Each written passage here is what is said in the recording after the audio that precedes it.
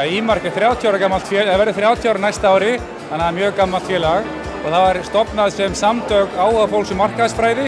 Það eru 12 mismunandi flokkar, það eru 11 svona hefðbundni flokkar sem eru metnir af því hversu frumleg og vel útfærð auglýsing er og svo er einn flokkur sem fjallar árangur, hversu miklum árangur tiltekin herferð náði.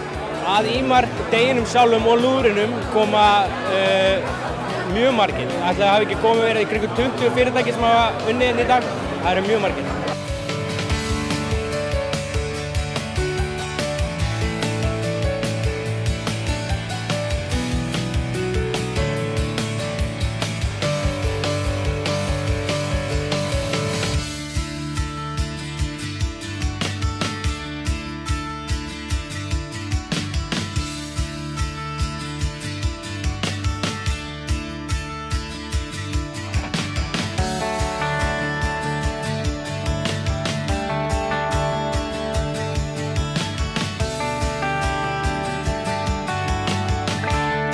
Við fengum fyrir herferð ársins greip og að hafa svona uppskeruhátíð þar sem hefur verið að fagna sköpuninni, það finnst mér æðislegt og ég er alltaf spenntur þegar það kemur að lúðrinu.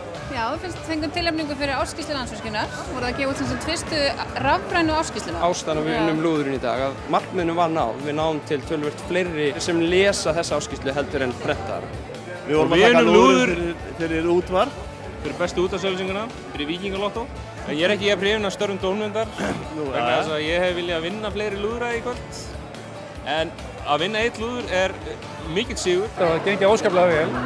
Við erum mjög hamingjusöm í Ímark og ég hef ekki heyrt annað en fólk sé bara ánægt með daginn og það er okkar markmið. Þetta er mjög gott.